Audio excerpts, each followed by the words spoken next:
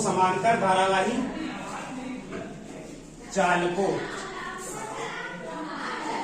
के बीच चुंबकीय बल, ठीक है। तो अभी तक हम लोगों ने कहां बल लगाया था? किसी आवेश पर, कि अगर कोई आवेश चुंबकीय क्षेत्र में स्थित हो तो उस पर चुंबकीय बल बताइए फटाफट कितना लगता है? क्या फार्मूला होता है चुंबकीय बल? QVB साइन थीटा, ठीक है, इसको क्लियर रखिए। उसके बाद अगर कोई चालक, एक चालक, तो रीडिंग में तो दो है, एक चालक जिसमें आई धारा प्रवाहित हो रही है, तो अगर वो चुंबकीय क्षेत्र में रखा है तो उस पर लगने वाला बल F बराबर IVL साइन थीटा, ठीक है। कल अभी ये बताए थे। अच्छा चलिए, एक चीज छूट गया था कल, अभी यहाँ पर आपको सीखना पड़ेगा, और हाथ में माइक लिए सिखाना बहुत मुश्किल है, लेकिन कोशिश करते हैं। ये बताओ क्या सीखना पता है? अगर किसी चुंबकीय क्षेत्र में कोई चालक रख दिए, अगर मान लो इसमें धारा प्रवाहित नहीं हो रही, I बराबर 0, तो बल लगेगा? नहीं लगेगा। ये बात एकदम क्लियर कर लीजिए कि अगर धारा नहीं प्रवाहित हो रहा है तो उस पर चुंबकीय बल नहीं लगेगा, लेकिन अगर धारा प्रवाहित हो रहा है तो चुंबकीय बल तो लगना है। अब बल आपको पता है सदिश राशि है, किधर लगेगा बल की कैसे पता करेंगे? इसके लिए नियम होता है, तो इसके लिए दो नियम याद रखिए। जैसे चुंबकीय क्षेत्र सदिश राशि है, इसकी भी दिशा हम लोग निकालते हैं, और इसके लिए नियम बताए थे आपको। ठीक है, ऐसे ही चुंबकीय बल ये भी सदिश राशि है, इसकी भी दिशा निकाल सकते हैं हम लोग, उसके लिए नियम होता है। तो एक नियम याद रखिए, ठीक है, लिखवाएंगे नहीं, ऐसे याद हो जाएगा, बहुत ही आराम से आप इसको याद कर सकते हैं। पहला है फ्लेमिंग के बाएं हाथ के नियम से, फ्लेमिंग के बाएं हाथ के नियम से। साथ में याद रखिए, फ्लेमिंग का बाएं हाथ का नियम कहां काम देगा? किसी चालक पर लगने वाला बल निकालने। और दूसरा है जो कि बहुत जनरल है, हम आपको बताएं, ये नियम कहीं भी लगा सकते हो, दाएं हाथ की हथेली का नियम, दाएं हाथ के हथेली का नियम। अगर आपको याद हो तो बहुत सारे जगह पर जब भी किसी सदिश राशि का दिशा निकालते हैं तो वो दिशा दाएं हाथ की हथेली के नियम से ही निकालते हैं, दाएं हाथ की हथेली के नियम से, राइट हैंड पाम रूल, ठीक है। तो पहले कौन सा? पहले जो एकदम जनरल है, जिससे फैमिलियर है आप, पहले वो वाला जान लो। कौन सा? दाएं हाथ की हथेली का नियम लगा के कैसे किसी चालक पर लगने वाला बल ज्ञात करेंगे। तो सभी लोग अपना दायां हाथ तैयार कर लीजिए, और ये देखो एक चालक रख दिए, इसमें धारा प्रवाहित हो रही है I। तो क्या करोगे? अपना दायां हाथ ले लो, ठीक है, दाएं हाथ की जो ये फैली हुई उंगली है, इसको किस दिशा में करेंगे? चुंबकीय क्षेत्र की दिशा में, सभी को पता है। तो जिस दिशा में चुंबकीय क्षेत्र है उस दिशा में आप अपने हाथ की फैली उंगलियां ऐसे कर दीजिए, ठीक है। अब जिस दिशा में धारा प्रवाहित हो रहा है उस दिशा में आप अपना अंगूठा कर दीजिए। तो अपना फैली जो आपके हाथ का उंगली जो फैला हुआ है वो चुंबकीय क्षेत्र की दिशा में, और जो अंगूठा है वो धारा की दिशा में। चलो थोड़ा तार सीधा बना देते ताकि आसानी से समझ में आए। ये देखो, ये अब कर लो, यहाँ पर आप खुद से कर सकते अपनी कॉपी पे बनाकर। उंगली फैली हुई उंगली चुंबकीय क्षेत्र की दिशा में, और जो धारा प्रवाहित हो रही है वो ऊपर की तरफ, तो अंगूठा धारा की दिशा में। लगने वाला बल जो होगा वो हथेली से लंबवत आगे की ओर धक्का देने की दिशा में, ऐसे इस दिशा में। ये देखो, ये चुंबकीय क्षेत्र की दिशा में, ये धारा की दिशा में, तो लगने वाला बल किधर होगा? बोल के बताओ। हाँ, लंबवत अंदर की तरफ, ऐसे, ठीक है, मतलब सीधा ऐसे अंदर की तरफ लगेगा। अगर हम ऐसे कर देंगे, देखो तो बताओ, धारा की दिशा ये है, तो लगने वाला बल बाहर की तरफ हो जाएगा, ठीक है। ऐसे अंगूठा नीचे की तरफ, धारा नीचे जा रहा है, तो उंगली चुंबकीय क्षेत्र की दिशा में, लगने वाला बल लंबवत बाहर की तरफ। ये बहुत ही आसान नियम है चुंबकीय बल निकालने का, बहुत ही आसानी से कहीं लगा सकते हो। फ्लेमिंग के बाएं हाथ के नियम से भी आसानी से इसको लगा सकते हो, आसान से निकाल सकते हो। चलो अब फ्लेमिंग के बाएं हाथ का नियम से कैसे निकालेंगे? देखो दिशा वही है कि निकाल के देखिए। पहले सभी लोग आप अपना बायां हाथ ऐसे करेंगे, मतलब शुरू की तीन उंगली, शुरू की तीन उंगली ये वाली कर लीजिए आप। हम ये नहीं कह रहे इसलिए कैमरा लगा आपका निजात थोड़ी दिख रहा है आपको। और इस पर लिखिए बी, सॉरी एफ, अंगूठे पर लिखिए एफ, सॉरी बाएं हाथ के अंगूठे पर एफ लिखिए। सबको लिखना है, उतना उदास क्यों एफ, और इस पर लिखिए बी, और इस पर लिख लीजिए आई, ताकि आप घर जाए खाना खाते वक्त भी आपको याद रहे। भूल जाते, बहुत कंफ्यूजन होता है यहाँ पर इसलिए। तो ये एफ हो गया, ये बी हो गया, ये आई हो गया, और सारी मुश्किल आपकी हल हो गई। बस लगा लो। ये देखो, बताओ ये वाली उंगली किधर करें? चुंबकीय क्षेत्र की दिशा। ये धारा की दिशा में लगने वाला बल लंबवत बाहर की तरफ, अभी यही निकाले थे, लंबवत बाहर की तरफ ऊपर लगा लो। ये देखो, ये वाली उंगली चुंबकीय क्षेत्र की दिशा में, ये वाली, और ये धारा की दिशा में, और अंगूठा ये चुंबकीय बल को बताएगा अंदर की। दोनों नियम से लगा निकाल सकते हो आप, और जैसे जो आपको सुविधा पड़े वो नियम लगा के निकालना। अभी यहाँ पर इसकी जरूरत पड़ेगी इसलिए बता दूं, अच्छे से याद रखेंगे, और बहुत ज्यादा जरूरत पड़ेगा अभी यहाँ पर इसका। अब देखो क्या पढ़ने जा रहे हैं। अब हमारे पास एक चालक नहीं है, हमारे पास दो चालक है। धारावाही मतलब कि दोनों में धारा प्रवाहित होगी और एक दूसरे के समांतर रखे हैं, उनके बीच में बल लगेगा कह रहा है। वो बल कैसे लगेगा, कितना लगेगा, किस फार्मूले से निकालेंगे, ये क्वेश्चन बहुत इंपॉर्टेंट है। किस लिहाज से? हर चीज के लिहाज से। मतलब इसका डेरिवेशन भी आपसे पूछा जा सकता है कि दो समांतर धारावाही चालकों के बीच लगने वाले चुंबकीय बल के लिए सूत्र की स्थापना कीजिए। पहला क्वेश्चन ये पूछता है, और कई बार पूछा, आप चेक करेंगे। दूसरा जो सूत्र आता है, सूत्र भी डायरेक्ट पूछे लगे कि दो समांतर धारावाही चालकों के बीच लगने वाले चुंबकीय बल के लिए सूत्र लिखिए। तो एक नंबर का क्वेश्चन है तो सूत्र लिखने के लिए बोल देगा, ठीक है। और तीसरा क्वेश्चन इस पर न्यूमेरिकल, इस पर एक इंपॉर्टेंट बहुत न्यूमेरिकल बनता है, वो पूछेगा, ठीक है। तो हर लिहाज से ये आपका डेरिवेशन इंपॉर्टेंट हो गया। तो करना क्या, पहले समझ लो इस डेरिवेशन का बेसिक क्या है। अगर दो तार हो, आपको अपने दिमाग से सोचना है, वहां पर क्या कहा जा रहा है, कुछ ज्यादा मत सोचो। इसमें अगर धारा प्रवाहित कर दे, चलो हटाओ, दूसरा तार हटा दे, एक तार है, इसमें धारा प्रवाहित कर दे, तो आपके दिमाग में क्या क्या बातें आ रही हैं जब हम कहें कि इस तार में धारा प्रवाहित कर दी? तो जो चैप्टर पढ़ रहे हो उस चैप्टर के बेस पे सोचो कि आपके दिमाग में क्या आया तुरंत? चुंबकीय क्षेत्र उत्पन्न हो गया, जाहिर सी बात है। जैसे ही इस तार में धारा प्रवाहित करोगे, इसके चारों तरफ चुंबकीय क्षेत्र उत्पन्न, क्लियर बात है। अब सोचो इसी के पास अगर कोई चालक रख दे, अब बताओ ये चालक क्या इसके चुंबकीय क्षेत्र में स्थित है ना? इस पर बल लगेगा? सोच लीजिए, एक चालक ला के रख दिए इसके चुंबकीय क्षेत्र में, तो बल लगेगा? नहीं लगेगा, धारा प्रवाहित ही नहीं। लेकिन जैसे ही इस चालक में धारा प्रवाहित करोगे, इस पर बल लगने लगता है। इतना ही नहीं, अब एक काम और बढ़ गया, सोचिए क्या? चलिए बता देते। जैसे ही इसमें धारा प्रवाहित करोगे, इसके चारों तरफ भी चुंबकीय क्षेत्र उत्पन्न होगा, और इसके चुंबकीय क्षेत्र में ये स्थित है, इस पर भी बल लगने लगता है, नहीं? तो ये बहुत ही अच्छी बात है कि अगर दोनों चालकों को पास पास रखकर दोनों में धारा प्रवाहित करोगे, तो इसके चुंबकीय क्षेत्र की वजह से इस पर बल लगता है, और इसके चुंबकीय क्षेत्र की वजह से इस पर बल लगता है। ये बल आकर्षण बल भी हो सकता है, प्रतिकर्षण बल भी हो सकता है। चलो हम बता देते हैं, लेकिन अब इसको प्रूव करेंगे, निकाल के देखेंगे केवल कैसे आकर्षण होगा कि प्रतिकर्षण होगा। अगर दोनों में समान धारा बहेगी, एक ही दिशा में धारा बहेगी, समान धारा मतलब एक ही दिशा, तो ये दोनों एक दूसरे को आकर्षित करते हैं। पहले सीधा क्वेश्चन याद करें, जब दो तारों में समान धारा बहती है, एक दूसरे को आकर्षित करते हैं।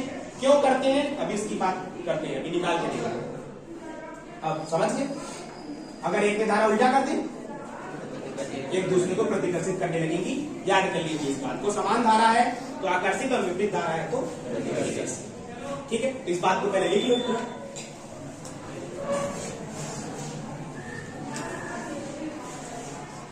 बोले जब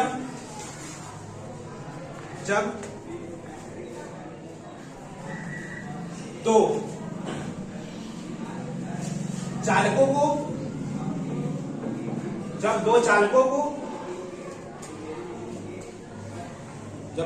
को एक दूसरे के समीप या पास रखकर, जब दो चालकों को एक दूसरे के समीप या पास रखकर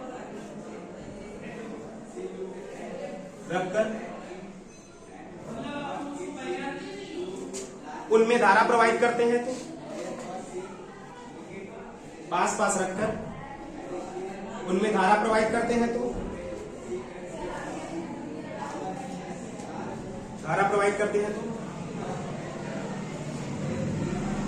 तो वे एक दूसरे के चुंबकीय क्षेत्र में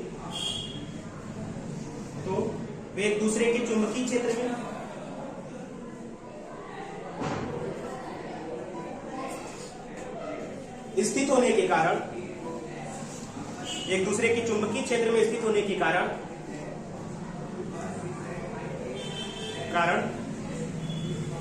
क्या करते हैं? एक दूसरे के चुंबकीय क्षेत्र में स्थित होने के कारण क्या करेंगे? एक दूसरे पर बल आरोपित करते हैं या बल लगाते हैं?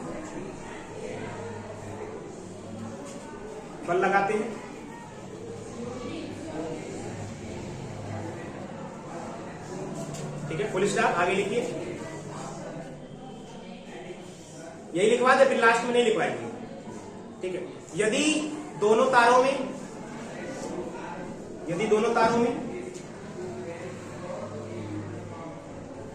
समान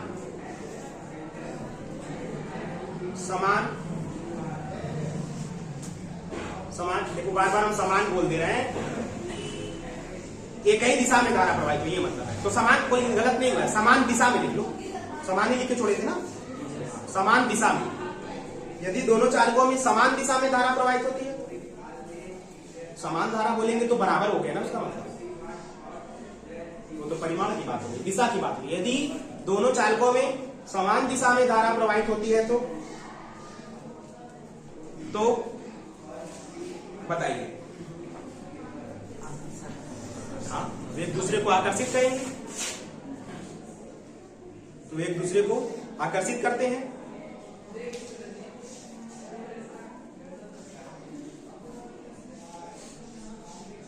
और यदि विपरीत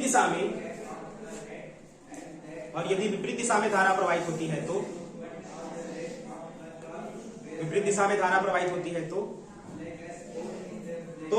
वे एक दूसरे को प्रतिकर्षित करते हैं।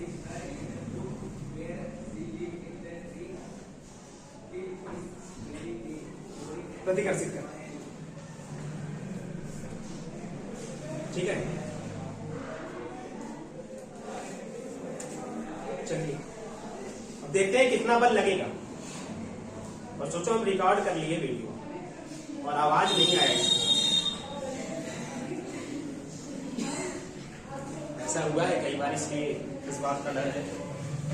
कई बार क्या होता है कि ये सही से सेट नहीं होता है माइक का, वीडियो तो चलता है, आवाज ही नहीं आती।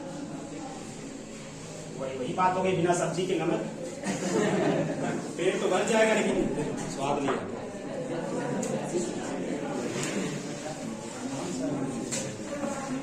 कितना बल लगेगा, चलिए फटाफट निकाल देते, नहीं तो बहुत ही लंबा हो जाएगा।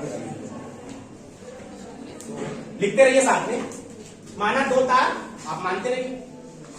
आप चाहिए तो अपना नंबर ही ले आइए, चाहिए तो मेरा नंबर ही कर लीजिए। क्या नाम दे इसको, दोनों तारों को? ये अच्छा सा नामकरण। थोड़ी सी सावधानी, अगर बी कर लेंगे तो बी चुंबकीय क्षेत्र भी होता है, एक्स वाई, और वाई के बाद जेड, जेड के बाद दो और चाहिए, पी क्यू आर एस। ये ठीक है, बिल्कुल बुक में भी यही माना है।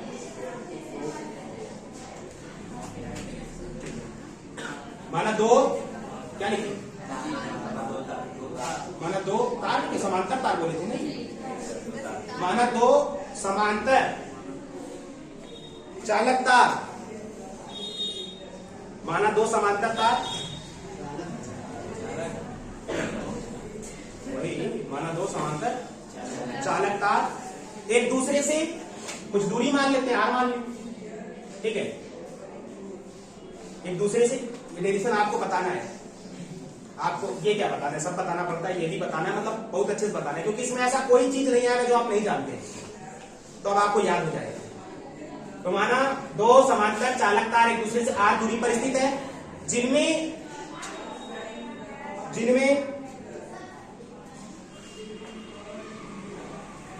I1 व I2 जिनमें I1 व I2 धारा, जिनमें I1 व I2 धारा,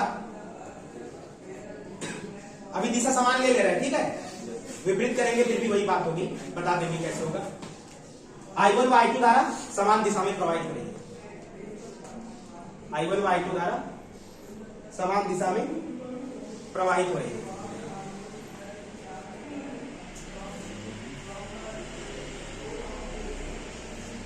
ठीक है। अब हमें बताइए आप थोड़ा सा, जैसे इसमें I1 धारा प्रवाहित करोगे, इसके चारों तरफ उत्पन्न हो जाएगा चुंबकीय क्षेत्र, है कि नहीं। जब भी किसी तार में धारा प्रवाहित करते हो, इसके चारों तरफ क्या उत्पन्न हो जाता है। अगर हम पूछे कि इस तार से R दूरी पर, इस बिंदु पर चुंबकीय क्षेत्र कितना होगा, तो क्या बताओगे। μ0/2 पाई I/R, मतलब कि किसी धारावाही तार से R दूरी पर जो चुंबकीय क्षेत्र उत्पन्न होता है, उसको इस सूत्र से निकाल सकते हो, B = μ0/2 पाई I/R। तो बताओ, इस तार के किसी भी बिंदु पर चुंबकीय क्षेत्र पूछे, किसकी वजह से उत्पन्न होगा, इसकी वजह से बात कर रहे हैं। अच्छा छोड़ो, इस तार को हटा दो, इस तार को हटा दो, ये अकेले ये तार बचेगा कि नहीं। इस तार में कितनी धारा है, I1, और इससे R दूरी पर पूछे यहाँ पर चुंबकीय क्षेत्र, तो कितना बताओगे चुंबकीय क्षेत्र। B = μ0/2 पाई I1/R, क्यों। अच्छा पूछे यहाँ R दूरी पर बताओ, वही बात तो है, यहाँ R दूरी पर बताओ, वही बात तो है। क्या इसी इतने ही R दूरी पर ये चालक नहीं स्थित है, वो दूसरा वाला। तो क्या हम लोग ये बात बोल सकते हैं कि इस तार में प्रवाहित धारा की वजह से, ध्यान देंगे बात की, इस तार में प्रवाहित धारा की वजह से इस तार के किसी भी बिंदु पर उत्पन्न चुंबकीय क्षेत्र, बताइए, वही बात है ना, कितना होगा। लाइन चेंज करके, तब PQ तार में प्रवाहित धारा के कारण, PQ तार में प्रवाहित धारा के कारण, PQ तार में प्रवाहित धारा के कारण,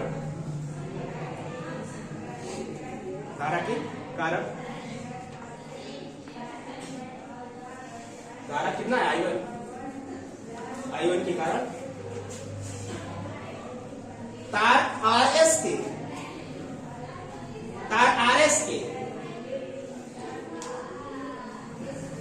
किसी भी बिंदु पर उत्पन्न चुंबकीय क्षेत्र, तार RS के किसी भी बिंदु पर उत्पन्न चुंबकीय क्षेत्र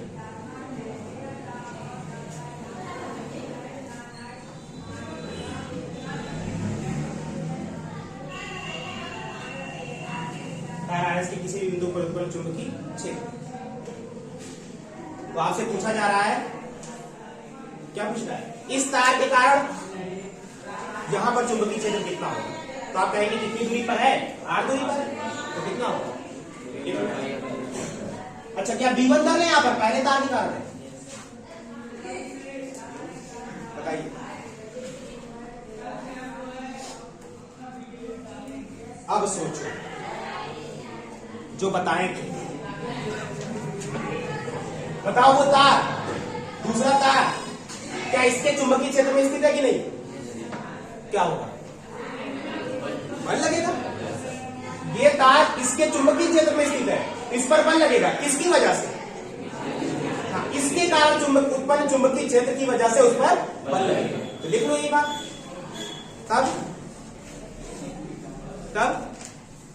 क्या नाम है इसका, RS तार के, तो RS तार के L लंबाई पर लगने वाला बल, लंबाई मान ली उसका कि L लंबाई पर लगने वाला बल, तब तार RS के एल लंबाई पर लगने वाला बल बताओ। F बराबर क्या क्या सिचुएशन बन रहा है कि किसी चुंबकीय क्षेत्र में एक चालक कार स्थित है जिसकी लंबाई L है। तो बताओ चुंबकीय क्षेत्र में स्थित L लंबाई पर लगने वाला बल। ठीक है, I B L sine theta. Clear है सबको? कुछ मिस्टेक है आई क्या लिखिए, I1 की I2? I2, क्योंकि जिस चालक पर बल निकाल रहे होते हैं उसी चालक में बहने वाली धारा लेते हैं। इसमें कोई कंफ्यूजन वाली बात नहीं है। नहीं तो आप I1 लिख देंगे झटके में कि I1 की कारण चुंबकीय क्षेत्र है तो I1 हो जाएगा। नहीं, B1 या B2 B2 कभी निकाले ही नहीं है। बल किसकी वजह से लगा? किसके कारण उत्पन्न चुंबकीय क्षेत्र की वजह से। किसके कारण उत्पन्न चुंबकीय क्षेत्र? B1। तो ये हो गया I2 B1 L sine theta. Ideal sine theta होता है, लिख लो। आगे बताओ थीटा का मान। इसको लिखने के बाद थीटा का मान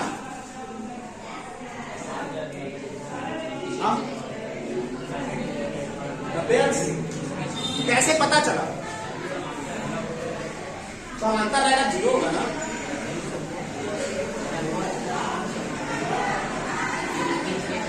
थीटा क्या है कि चालक चुंबकीय क्षेत्र में कैसे स्थित है। तो ये पता करने के लिए पहले आपको ये पता होना चाहिए चुंबकीय क्षेत्र कैसे है। बताओ चुंबकीय क्षेत्र कैसे है। चुंबकीय क्षेत्र की दिशा अगर इस बिंदु पर पूछे, मान लो कहीं भी कोई बिंदु ले ले, बताओ ये चुंबकीय क्षेत्र है, यहां पर पूछ रहे, यहां पर चुंबकीय क्षेत्र पूछ रहे, किसके कारण उत्पन्न है वो चुंबकीय क्षेत्र? इसके कारण। हम पूछ रहे हैं इस तार के कारण जो चुंबकीय क्षेत्र उत्पन्न हुआ है वो किस दिशा में होगा? यहां पर।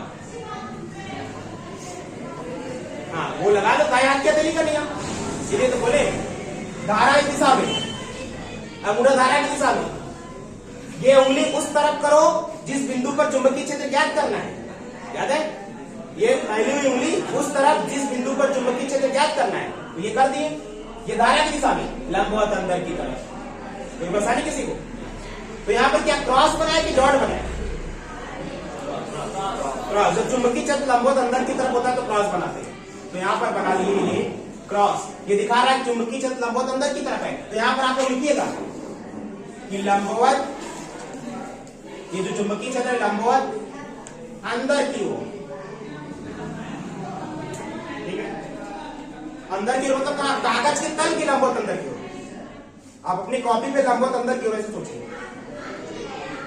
ठीक है, चुंबकीय क्षेत्र अंदर की तरफ है। अब हो गया काम। चुंबकीय क्षेत्र लंबवत अंदर की तरफ है। चालक कैसे स्थित है? एंगल कितना आया? 90 डिग्री। क्यों? वो तकलीफ में लगने से यही होगा ना। ठीक है, F बराबर I2 B1। ठीक है, इसको नहीं समझ में आएगा कोई बात नहीं, दोबारा देख लेंगे, लेकिन एग्जाम की बात डालेंगे हम, इसलिए अच्छे समझ लो। नहीं, ऐसी बात नहीं है, मतलब इसमें 90 अंक तो साथ साथ दिख रहा है। तो बताओ, मान रहे हो यहाँ पे बराबर, जल्दी खत्म कर दे। I2 तो I2 रहेगा, B1 का मान बोलिए थोड़ा। हाँ, अरे तुमसे तेज तो बगल वाले बोल रहे हो, उनकी आवाज समझ आ रही है, तुम्हारी नहीं समझ। 0 2 पाई I1/R into L। आप बोलेंगे तो आपकी भी मौजूदगी बता रहे हैं। कभी मान लो देखेंगे वीडियो करके, देखो देखो हम चिल्ला रहे हैं। F इक्वल टू, इसको सही से सेट कर लो, 0.2 पाई I1 I2 R into L। ये है L लंबाई पर लगने वाला बल, L लंबाई पर लगने वाला बल। लेकिन वो थोड़ा सा खेल जाता है आपके साथ, वो कहता है एकांक लंबाई पर लगने वाला बल बताओ। तो उससे बड़े खिलाड़ी हैं हम लोग, पूरी लंबाई से भाग देंगे। दो तरीका है, एक तो शॉर्टकट है, इधर लेते आओ, लेकिन इधर कोई सेंस नहीं बनता है, इधर लेते आए क्या मतलब हुआ, ये तो हल हो गया। एकांक लंबाई पर लगने वाला बल बताना है। बताओ एफ क्या है पहले। एल लंबाई पर लगने वाला, एकांक लंबाई पर लगने वाला बल पूछ रहा है, कुल लंबाई से भाग दे दो। कुल लंबाई कितना है? एल ही तो है। F upon L mu 0 upon 2 pi I1 I2 upon R। क्यों? एल से एल कट गया। नीचे लिखना है एकांक लंबाई पर लगने वाला बल।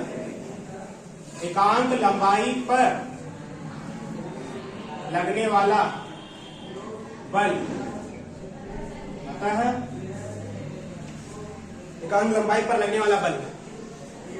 ठीक है,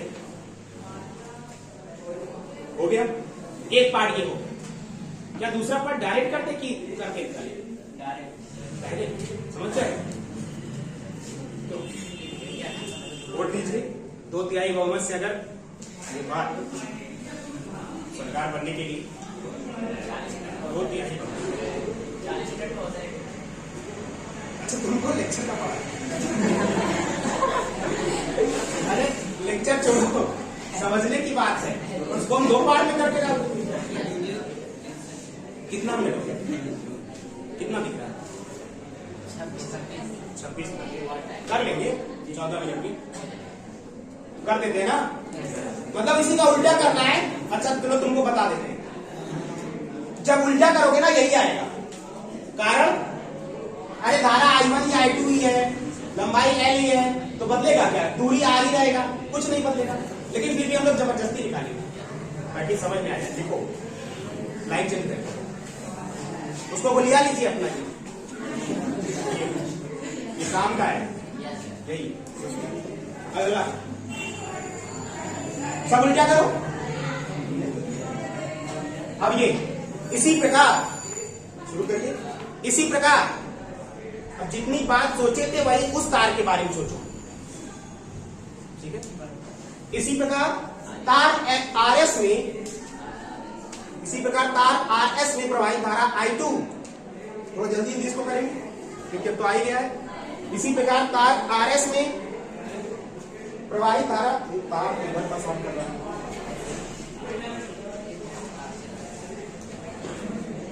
तार RS में प्रवाहित धारा I2 के कारण, इसी प्रकार तार RS में प्रवाहित धारा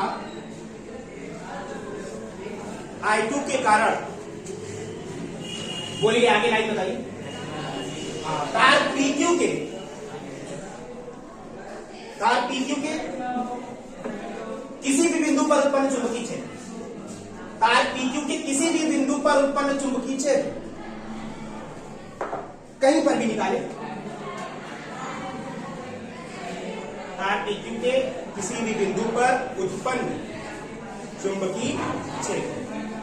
ठीक है, तो बताओ अगर हम आपसे पूछे कि इस बिंदु पर चुंबकीय क्षेत्र बताओ, किसकी वजह से होगा? हाँ, इस तार में प्रवाहित धारा की वजह से।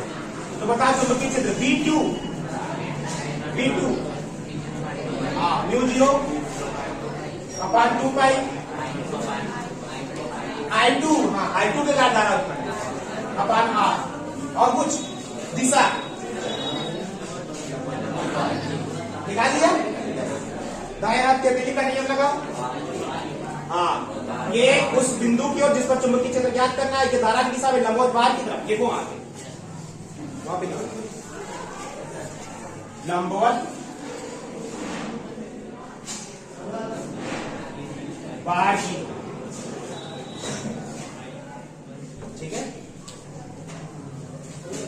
ये रोज का नहीं, ये बस आज ही का है। ऐसे ही टेस्ट ड्राइव से बड़े आदमी हो जाएंगे, आप लोग पढ़ लिख के पैसा आ जाएगा तो गाड़ी खरीदने जाएंगे, पहले कहेगा सर चला के देखिए थोड़ा, वैसे हम चला के देख चोर बनोगे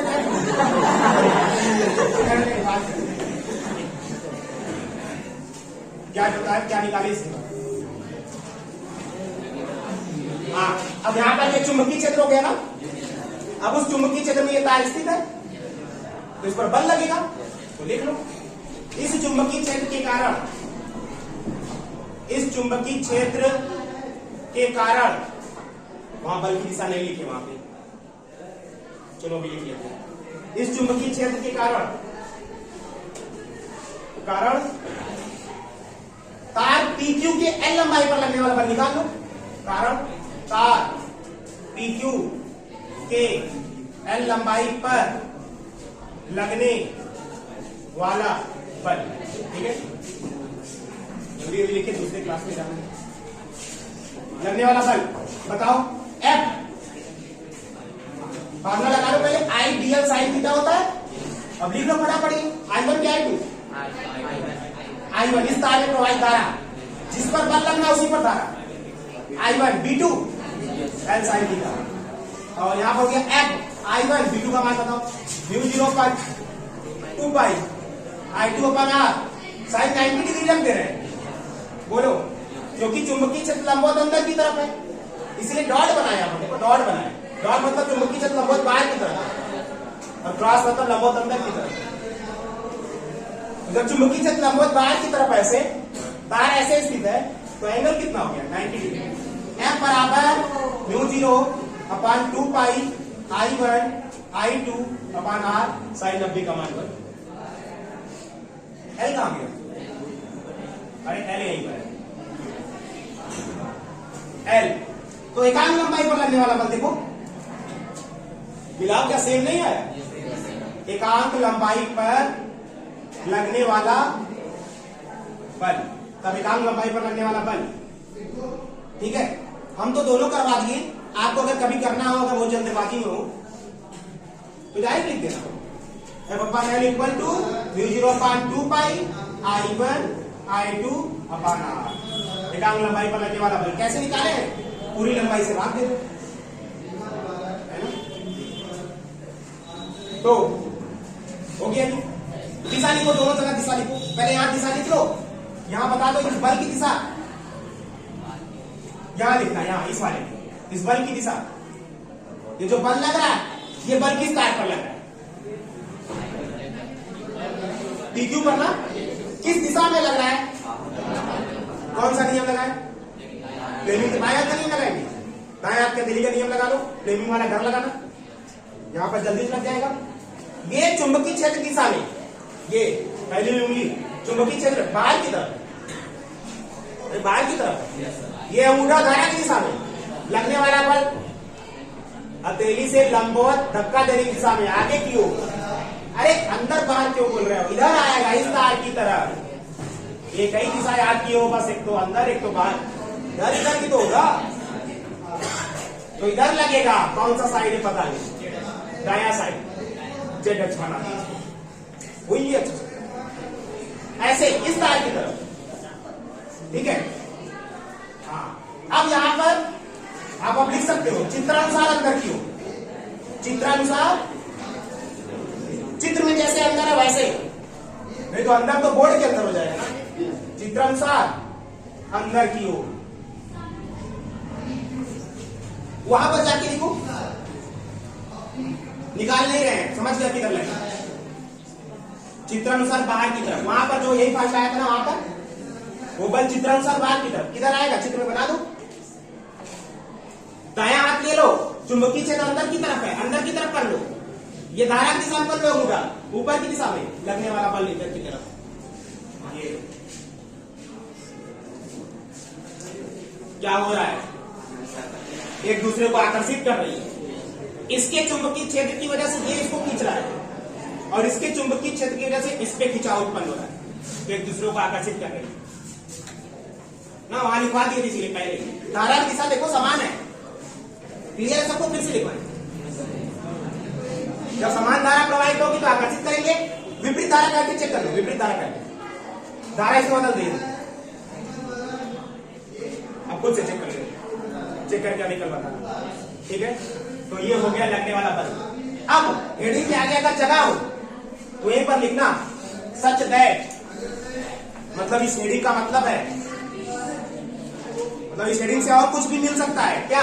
एम्पियर की परिभाषा, जो पूछा जाता है एग्जाम में, एम्पियर की परिभाषा, 1 एम्पियर की परिभाषा, ठीक है। कितना टाइम हुआ? ज्यादा हो गया? कितना देखा? 44, 2 मिनट में हो जाए 34। चलिए निकाल दे एम्पियर की परिभाषा। 1 एम्पियर, पता है एम्पियर एसआई मात्रक है, 7 एसआई मात्रक होते हैं और सबका सूत्र क्या है, सबका परिभाषा आप किसी ना किसी माध्यम से दे सकते हैं। तो यहां पर इस हेडिंग के माध्यम से हम लोग एम्पियर की परिभाषा दे सकते हैं और एग्जाम में पूछता है, आप लिख लीजिए चाहे इंपॉर्टेंट है। कैसे निकालेंगे, यही से देखो F इक्वल टू क्या है बताओ। देखो हम जानते हैं कि लाइन चेंज करिए, हम जानते हैं कि F equal to mu not upon 2 pi I1 I2 upon R into L, है ना। L लंबाई के चालक पर लगने वाला बल, जब दो चालक एक दूसरे के समांतर रखे हो, धारा प्रवाहित हो रहा हो, तो एक दूसरे के L लंबाई पर कितना बल लगाएंगे, यही तो लगाएंगे।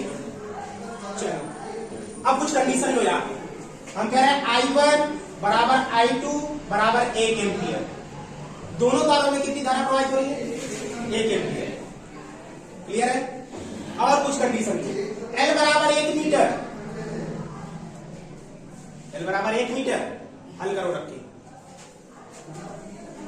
तब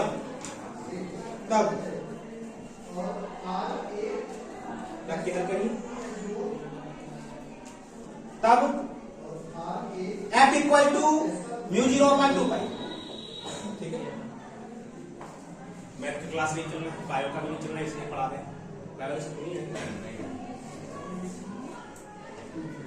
कई कुछ लोग इस उम्मीद में बैठे हो कि मैथ कब पढ़ेंगे, बायो कब पढ़ेंगे। म्यू 0 4 पाई,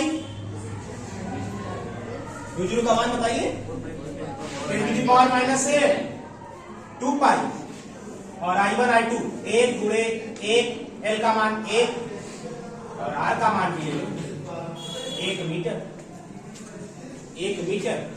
1 सब खत्म हो गया, पाई से पाई कट गया, 2 से 4। F इक्वल टू आया 2 गुणे 10 के घात माइनस 7, मात्रक बता दे कोई, मात्रक बता दो, न्यूटन आएगा। अरे बल का मात्रा पूछ रहा है, न्यूटन आएगा नहीं। अब एम्पियर की परिभाषा यही जोड़ के बताना है, कभी आपको भूल जाए, आपको याद ना करना पड़े, तरीका यहाँ पे सीख लीजिए। वैसे तरीका तो बताएं, यहाँ से परिभाषा कैसे निकालते हैं। ये देखो सारे कंडीशन को जोड़ दो, 1 एम्पियर की परिभाषा बन गई। जोड़ो, जब हम बोल रहे हैं वहां मिलाइए, आप समझिए, जब लिखिए मत, जब दो समांतर तार, ठीक है, और अच्छा स्टैंडर्ड परिभाषा बनाना चाहते हो तो लिख दो निर्वात और वायु में रखो। तो जब दो समांतर तार एक दूसरे से 1 मीटर की दूरी पर रखें और उसमें धारा प्रवाहित कर दे, और उसमें क्या प्रवाहित कर दे, धारा प्रवाहित कर दे, और अगर धारा प्रवाहित करने पर इतना बल लगे, 2 गुणे 10 के घात माइनस 7 न्यूटन का बल लगे, तो हम कह सकते हैं कि इसका मतलब उन तारों में 1 एम्पियर की धारा बह रही है। और सरल तरीके से बोलते हैं, जो किताब में लिखा है आपको जल्दी समझ में आ जाएगा। 1 एम्पियर वह विद्युत धारा है, 1 एम्पियर वह विद्युत धारा है जो दो समांतर तारों में, जो दो समांतर तारों में बहने पर, जबकि वो तार कितनी दूरी पर रखे हो, 1 मीटर की दूरी पर रखे हो, बहने पर एक दूसरे की एकांक लंबाई पर 2 गुणे 10 के घात माइनस 7 न्यूटन का बल लगा दिया। अभी भी हमें पता नहीं समझ में, एक एक चीज को जोड़ो ना। 1 एम्पियर वह विद्युत धारा है, कौन सी विद्युत धारा है, जो दो समांतर तारों में बहने पर, कंडीशन क्या है, वो तार कितनी दूरी पर रखे हो, 1 मीटर की दूरी पर रखे हो, तो बहने पर एक दूसरे की एकांक लंबाई पर कितना बल लगाए। और एकदम आसानी से इसको बोल सकते हो कि अगर दो समांतर तार एक दूसरे से 1 मीटर की दूरी पर रखे हैं और अगर उसमें 1 एम्पियर की धारा प्रवाहित हो रही है, तो एक दूसरे के एकांक लंबाई पर 2 गुणे 10 के घात माइनस 7 न्यूटन का बल लगाएंगे। ये वाला तार इसके एकांक लंबाई पर इतना बल लगाएगा और ये वाला तार इसके एकांक लंबाई पर कब लगाएगा, जब 1 मीटर की दूरी पर रखे रहेंगे। ठीक है, एकदम सब आसान। ऐसे सोच लो, जब 1 मीटर की दूरी पर रखे रहेंगे तो एकांक लंबाई पर इतना बल लगाएंगे। कब लगाएंगे? जब 1 एम्पीयर की धारा प्रवाहित होगी। लिख लीजिए, वही लिखवा देते हैं जैसे किताब में लिखा है। 1 एम्पीयर वह विद्युत धारा है, ठीक है, ये लिख के खत्म करते, ये हेडिंग। 1 एम्पीयर वह विद्युत धारा है, 1 एम्पीयर वह विद्युत धारा है जो दो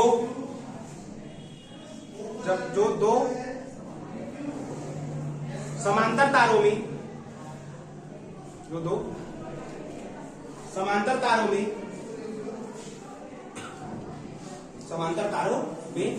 जो कि 1 मीटर की दूरी पर स्थित हो। 1 एम्पीयर वह विद्युत धारा है जो दो समांतर तारों में जो कि 1 मीटर की दूरी पर स्थित हो, में प्रवाहित होने पर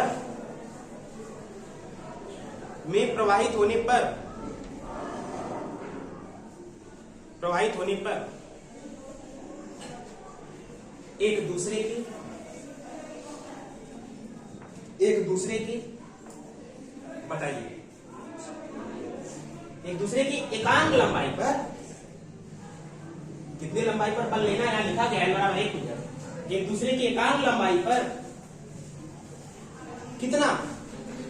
2 × 10⁻⁷, 2 × 10⁻⁷, 2 × 10⁻⁷ न्यूटन का बल आरोपित या लगाते हैं। ठीक है, हम तो कह रहे हैं कि आप ये परिभाषा नया, आप घर जाके खुद से ये परिभाषा बनाइए अपना। एक पता नहीं याद है कि नहीं, शायद नहीं पता है, कोई परिभाषा कैसे लिखना होता है आपको।